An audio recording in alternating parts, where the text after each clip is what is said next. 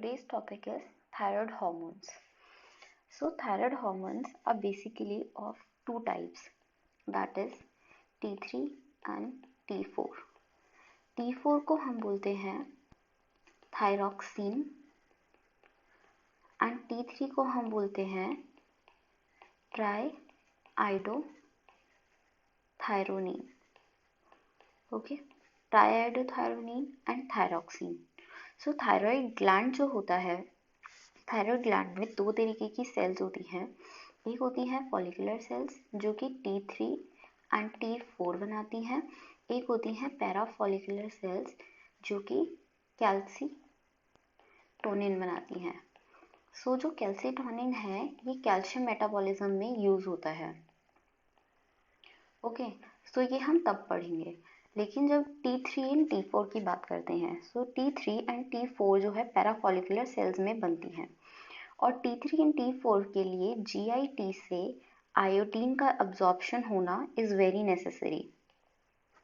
अगर iodine deficiency है तो T3 का फॉर्मेशन नहीं हो सकता कभी भी किसी भी कंडीशन में. सो GIT से आयोडीन आता है ब्लड सर्कुलेशन में और वहाँ पे फॉलिकुलर सेल में एक स्पेशल टाइप का पंप प्रेजेंट होता है.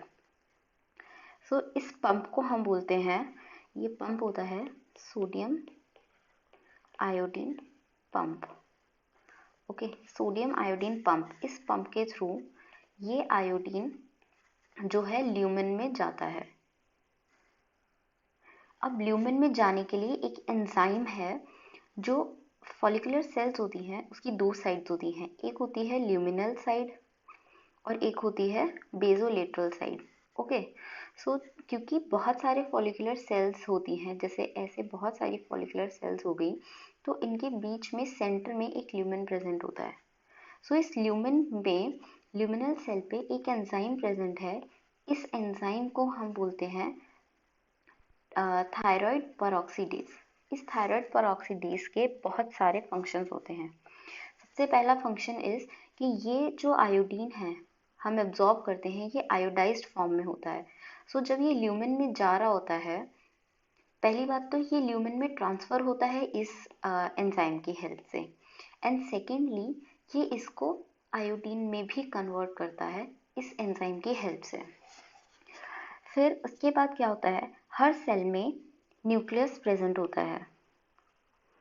ओके, सो न्यूक्लियस से mRNA फॉर्म होता है. जब भी कोई जीन एक्टिवेट होता है तो mRNA फॉर्म होता है और हर mRNA से पर्टिकुलर प्रोटीन फॉर्म होता है. सो इस फॉलिकुलर सेल में जो प्रोटीन बनता है दैट इज थायरोग्लोबिन. ओके, थायरोग्लोबिन फॉर्म होता है. ये थायरोग्लोबिन में बहुत सारे अमीनो एसिड्स होते हैं, लेकिन जो मोस्ट इम्पॉर्टेंट अमीनो एसिड है वो होता है टायरोसिन. सो और सबसे ज़्यादा क्वांटिटी में भी यही होता है और मोस्ट इम्पॉर्टेंट अमीनो एसिड भी यही होता है. जब थायरोग्लोबिन बन जाता है तो ये भी with the help of thyroid peroxidase lumen में चला जाता है. अब क्या होता है, तो पहला काम हो गया थायराइड पेरोक्सीडेज का कि आयोडीन को ल्यूमेन में लाना. दूसरा काम हो गया थायरोग्लोबिन को ल्यूमेन में लाना.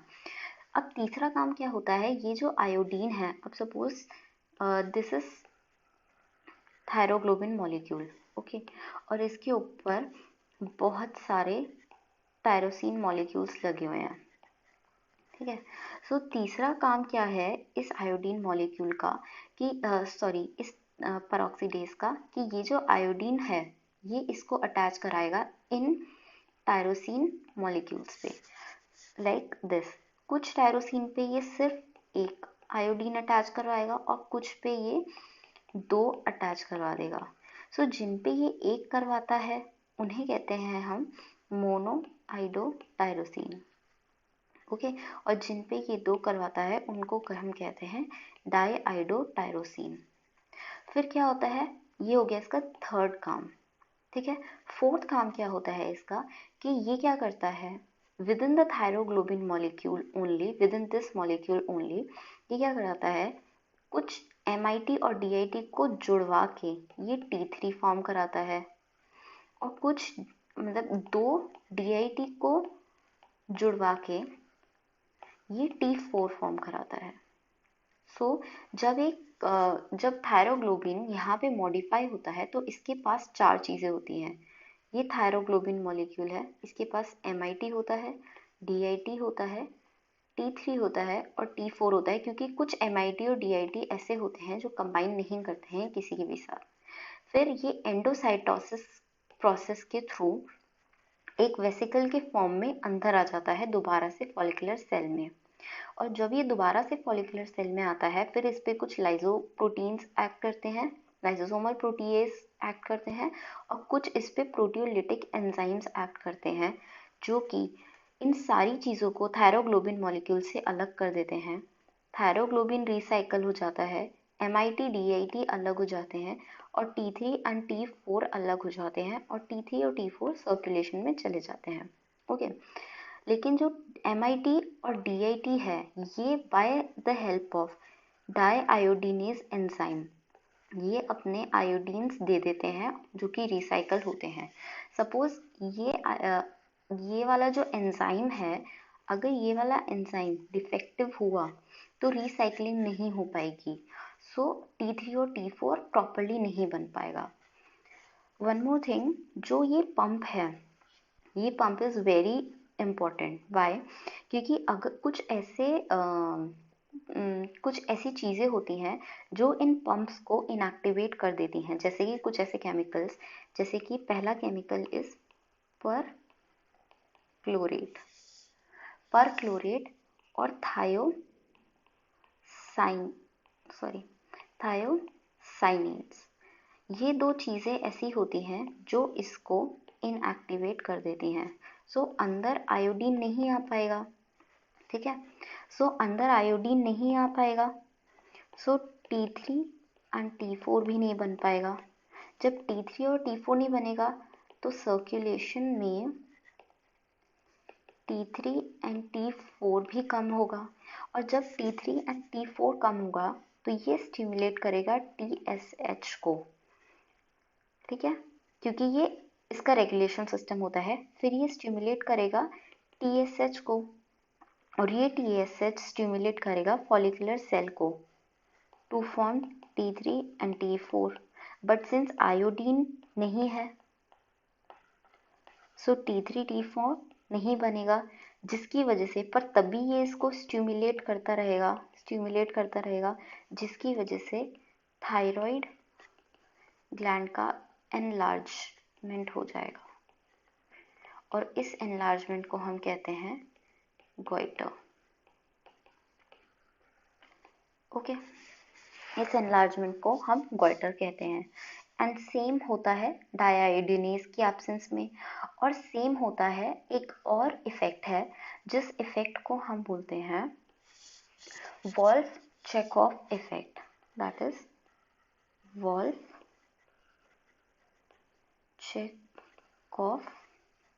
इफेक्ट। इस इफेक्ट में क्या होता है, जब आयोडीन बहुत ज़्यादा क्वांटिटी में होता है, लाइक हमारी बॉडी सर्कुलेशन में आयोडीन बहुत ज़्यादा होता है, तो ये खुद के ही पंप को ये इनहिबिट करता है, सोडियम आयोडीन पंप को, जिसकी वजह से अगेन T3 एंड T4 नहीं बन पाता है और जो कि गोइटर कॉज करता है। ओके, अब जब T3 and T4 already circulation में आ चुका है, सो ये T3 एंड T4 कभी भी फ्रीली मूव नहीं कर सकते। ये हमेशा एक ट्रांसपोर्ट प्रोटीन को यूज करते हैं which is specific, that is thyroid binding globulin. ये थायराइड बाइंडिंग ग्लोबुलिन के साथ ही हमेशा अटैच होकर सर्कुलेट करते हैं और जब ये इसके साथ अटैच हो जाते हैं तो ये इनएक्टिव हो जाते हैं। सो जब ये अपने टारगेट टिश्यू पे जाते हैं तो ये थायराइड बाइंडिंग ग्लोबिन को छोड़ देते हैं और ये अपनी टारगेट टिश्यूज में एंटर कर जाते हैं। अब अगर हम T3 एंड T4 को कंपेयर करके देखें, T3 वर्सेस T4, सो T3 की हाफ लाइफ जो होती है वो कम होती है और T4 की हाफ लाइफ ज़्यादा होती है, लेकिन एफिशिएंसी मतलब कौन अच्छा काम करता है वो T3 की ज़्यादा होती है और T4 की कम होती है एक्टिविटी। ओके, इसीलिए ज़्यादा फॉर्म होता है T4। ओके, और T3 कम फॉर्म होता है, लेकिन जब T4 चला जाता है सर्कुलेशन में, सपोज कोई एक टिश्यू है, कोई टिश्यू सेल है, suppose this is a tissue cell, तो ये जो T4 है, ये T4 अल्टीमेटली T3 में कन्वर्ट हो जाता है by using 5 prime deiodinase enzyme. By using 5 prime deiodinase enzyme के फॉर्म से ये T4 जो है वो T3 में कन्वर्ट हो जाता है, अपना एक आयोडीन लूज कर देता है। Sorry, not deiodinase, it is mono iodinase. 5 prime mono iodinase enzyme को यूज करके ये T4 से T3 में कन्वर्ट हो जाता है। ओके, अब अगर हम बात करें मतलब थायराइड हार्मोन के रेगुलेशन की, सो रेगुलेशन की अगर हम बात करते हैं, सो अगर सर्कुलेशन में T3 और T4 का लेवल कम है, it will stimulate TSH. Basically, it will stimulate TRH, which stimulate TSH. So you know TSH pituitary से आता है और जो TRH है वो हाइपोथैलेमस से आता है। Okay, so T3 and T4 कम होगा, ये TSH को स्टिमुलेट करेगा जो कि TRH को स्टिमुलेट करेगा जो कि TSH को स्टिमुलेट करेगा। फर्दर ये फॉलिकुलर सेल को स्टिमुलेट करेगा to give T3 and T4। और मैंने अभी बताया अगर T3 T4 नहीं बन पाया तो वो एनलार्जमेंट कॉज करेगा, जिसकी वजह से गॉइटर हो जाएगा। ओके, ये बात होगी सारे सर्कुलेशन की, ट्रांसपोर्टर, ब्लॉकर्स एंड ऑल, हर चीज़ की। अब T3 फंक्शन कैसे करता है?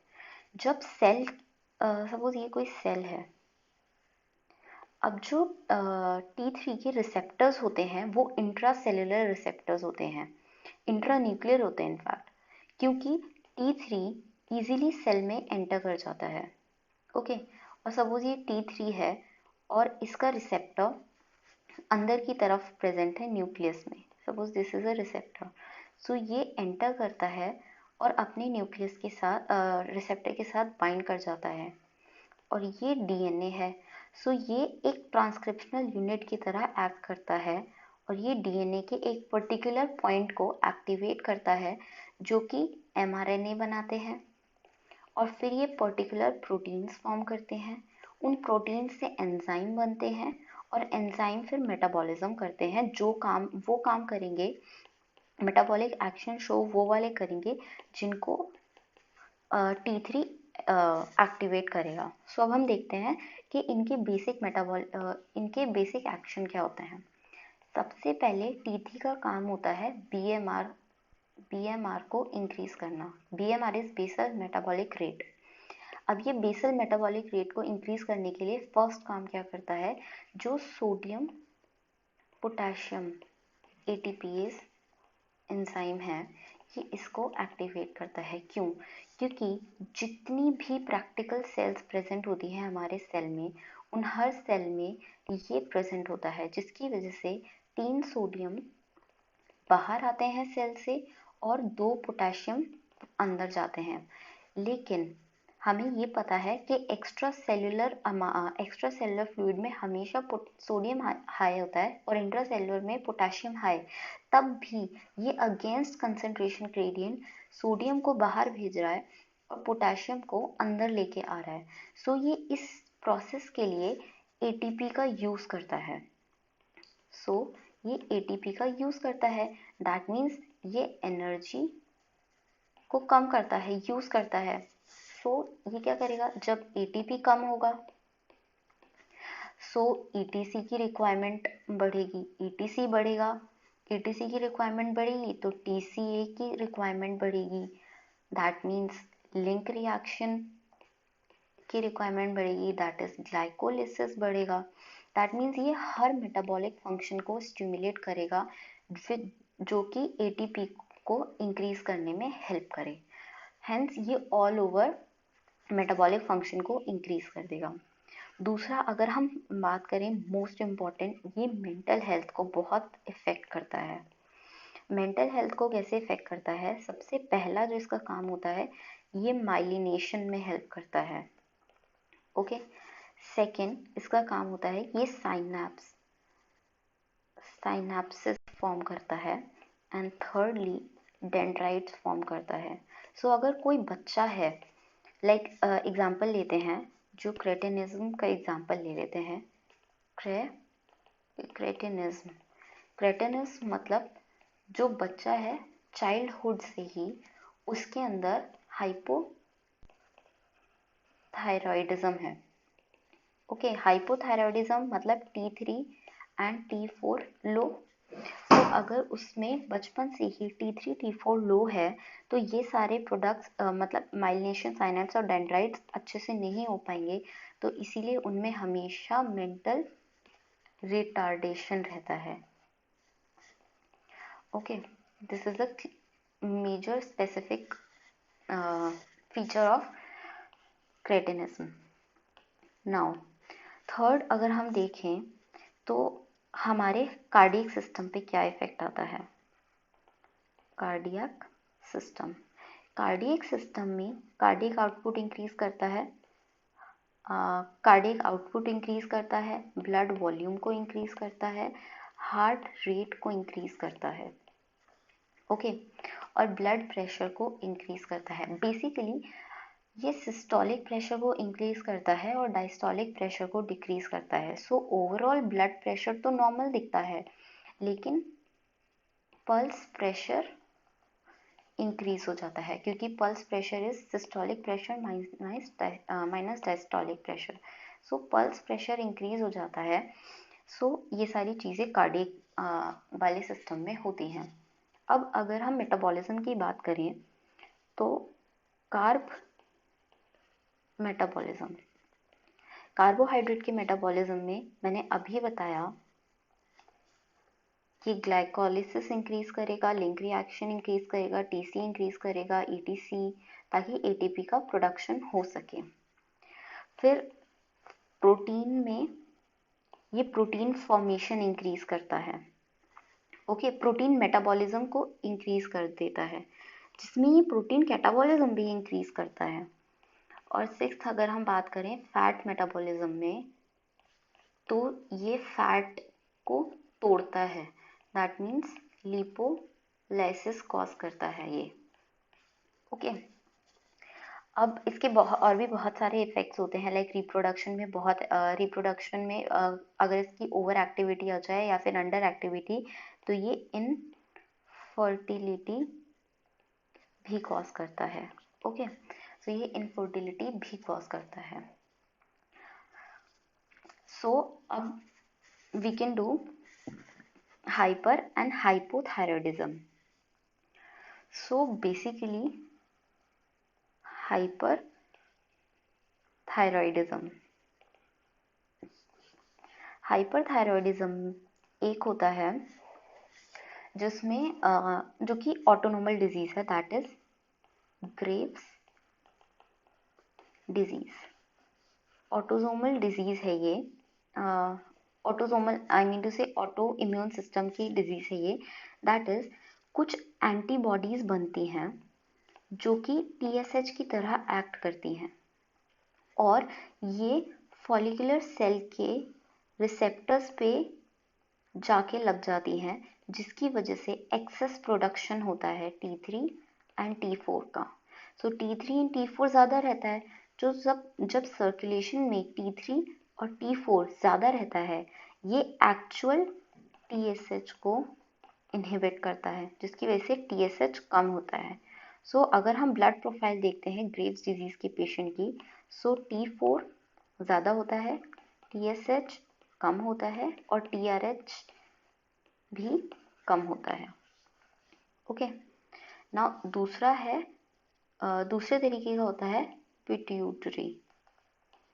Pituitary hyperthyroidism. सो पिट्यूटरी हाइपरथायरॉयडिज्म में क्या होता है, किसी भी डैमेज या फिर किसी भी कॉज की वजह से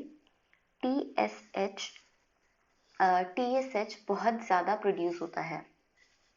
ओके, टीएसएच बहुत ज़्यादा प्रोड्यूस होता है, जिसकी वजह से T3 एंड T4 भी बहुत ज़्यादा प्रोड्यूस होता है, जो कि इनहिबिट करेगा इसको एंड टीआरएच को। लेकिन ट्यूमर की वजह से या फिर किसी और रीज़न की वजह से टीएसएच कभी भी कम नहीं हो सकता। सो ये हमेशा हाई रहेगा और T3 एंड T4 का लेवल भी हाई रहेगा, बट ये टीआरएच को इनहिबिट कर देगा। तो ब्लड प्रोफाइल अगर हम देखेंगे, T4 ज़्यादा, TSH ज़्यादा और TRH कम। तो जब भी कभी हमें ब्लड प्रोफाइल इस तरीके की दिखेगी, दैट मीन्स पिट्यूटरी में कोई प्रॉब्लम है। ओके, अब एक होता है toxic thyroid adenoma. Toxic thyroid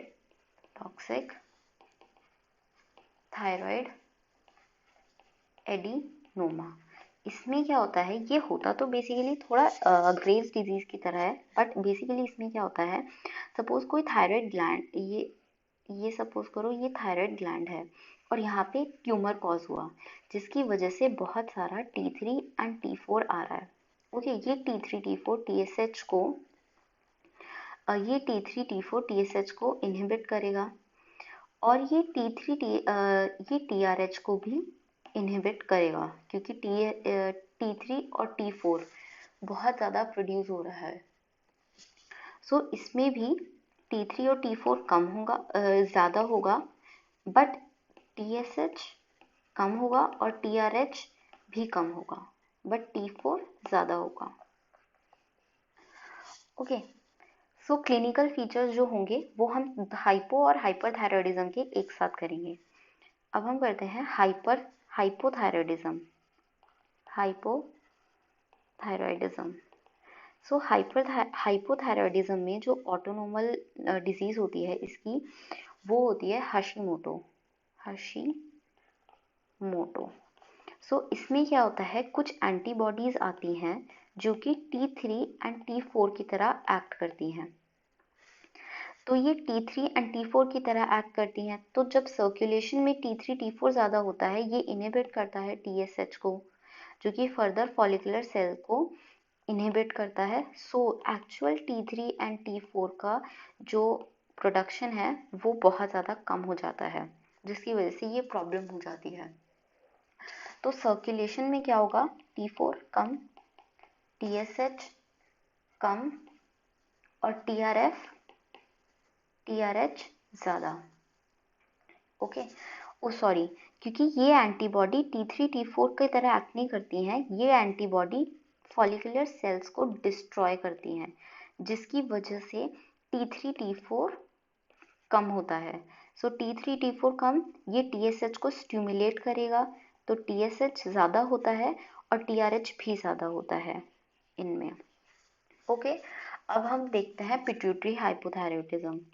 अगर हम पिट्यूटरी हाइपोथायरॉयडिज्म की बात करें तो क्या होता है, पिट्यूटरी अगेन मतलब कि पिट्यूटरी ग्लैंड में कुछ है, पिट्यूटरी ग्लैंड में किसी तरीके का डैमेज हुआ है, तो उस डैमेज की वजह से TSH कम है, तो T4 कम होगा और T4 कम है तो ये स्टिमुलेट करेगा TSH और TRH को। लेकिन क्योंकि ऑलरेडी डैमेज है तो TSH कभी प्रोड्यूस नहीं हो पाएगा, TRH हमेशा प्रोड्यूस होगा। सो इसकी वजह से जो ब्लड प्रोफाइल होगी, T4 कम होगा, TSH कम होगा और TRH ज़्यादा होगा। Okay, now last is congenital. इसको बोलते हैं हम क्रेटिनिज्म। सो क्रेटिनिज्म में क्या होता है, बेसिकली बचपन से ही बाय बर्थ हाइपोथायरॉयडिज्म होता है, कॉन्जेनाइटल होता है, बाय बर्थ हाइपोथायरॉयडिज्म होता है, T3 और T4 बहुत ज़्यादा कम होता है। ओके, इनका क्लिनिकल फीचर मेन, बाकी सारे क्लिनिकल फीचर्स इनके बाकी सारे पेशेंट हाइपोथायरॉयडिज्म की तरह कॉमन होंगे, पर मेन होता है इनमें हमेशा मेंटल रिटार्डेशन होता है, मेंटल रिटार्डेड होते हैं ये हमेशा ओबीज होते हैं, इनमें हमेशा ये लोग हमेशा डॉफ रहते हैं क्योंकि ऑब्वियसली ग्रोथ भी अच्छी नहीं हो पाएगी। टंग इनकी प्रोट्रूडेड रहती है और रिजिडिटी रहती है मसल्स में। ओके, अब हम फाइनली कंपेयर करते हैं हाइपो एंड हाइपरथायराइडिज्म के सारे फीचर्स को। हाइपोथायराइडिज्म के क्लिनिकल फीचर्स एंड हाइपरथायराइडिज्म के क्लिनिकल फीचर्स। सो अगर हम हाइपोथायराइडिज्म के क्लिनिकल फीचर्स को देखें तो हाइपोथायराइडिज्म है तो इनके अंदर सीएनएस की एक्टिविटी कम होती है। दैट मीन्स ये लोग हमेशा स्लीपी फील करते हैं और एट द सेम टाइम ये लोग की सीएनएस की एक्टिविटी बहुत ज़्यादा रहती है, तो ये इंसोम्नियाक होते हैं। इंसोम्नियाक दैट मीन्स स्लीप नहीं आती है इनको। Secondly same with due to the same reason ये लोग हमेशा लेथार्जिक फील करते हैं। और जो ये पेशेंट्स होते हैं हाइपरथायराइडिज्म के, ये हमेशा एनर्जेटिक फील करते हैं। और ये लोग जो होते हैं क्योंकि इनके अंदर सीएनएस की बहुत ज़्यादा मतलब सीएनएस एक्टिविटी बहुत कम होती है, इनमें सीएनएस एक्टिविटी बहुत ज़्यादा होती है, तो उसकी वजह से इनमें ट्रेमर्स भी देखे जाते हैं। ओके, नाउ क्योंकि जो थायराइड है हार्मोन, मैं बताना भूल गई थी कि थायराइड हार्मोन जीआईटी की मोटिलिटी को इंक्रीज करता है। सो इनमें वो मोटिलिटी बहुत ज़्यादा इंक्रीज हो जाएगी, इसीलिए सॉरी इनमें क्योंकि ये हाइपोथायराइडिज्म के हैं तो मोटिलिटी कम हो जाएगी, जिसकी वजह से ये कॉन्स्टिपेशन होगा इनको। कॉन्स्टिपेशन, हाइपोथायराइडिज्म के पेशेंट्स को कॉन्स्टिपेशन होगा। और जो जीआईटी की मोटिलिटी हाइपरथायराइडिज्म में ज़्यादा हो जाएगी, जिसकी वजह से इनमें डायरिया कॉज होगा। ओके, नाउ अगर टेम्परेचर की बात करें तो जो हाइपोथायराइडिज्म के पेशेंट्स होते हैं वो लो टेम्परेचर से intolerant to low temperature, and hyper के जो पेशेंट्स होते हैं वो हाई टेम्परेचर पे इनटॉलरेंट। ओके, और क्योंकि इनका मेटाबॉलिज्म बहुत स्लो होता है तो ये इनकी जो बॉडी होती है वो हमेशा कोल्ड रहती है, और क्योंकि इनका मेटाबॉलिज्म बहुत हाई रहता है तो इनकी बॉडी हमेशा वार्म रहती है। ओके, देन हाइपोथायराइडिज्म के पेशेंट में वेट गेन होता है, ऑब्वियसली क्योंकि मेटाबॉलिज्म स्लो हो गया है और इनमें वेट लॉस होता है। हाइपोथायराइडिज्म के कार्डियक आउटपुट कम होता है, हार्ट रेट कम होता है, blood pressure specifically pulse pressure जो होता है वो नॉर्मल रहता है या कम रहता है। और इनमें ये सब उल्टा होता है, कार्डियक आउटपुट ज़्यादा होता है, हार्ट रेट ज़्यादा होता है और पल्स प्रेशर ज़्यादा होता है। क्योंकि हाइपरथायराइडिज्म के पेशेंट एंजाइटी के पेशेंट्स होते हैं, एंजाइटी रहती है इनको, और जो हाइपोथायराइडिज्म के होते हैं वो डिप्रेस्ड रहते हैं। Okay, so this is it for the video. Thank you for watching. Please like, share and subscribe my channel, and the related blog will be in the description box below. Thank you.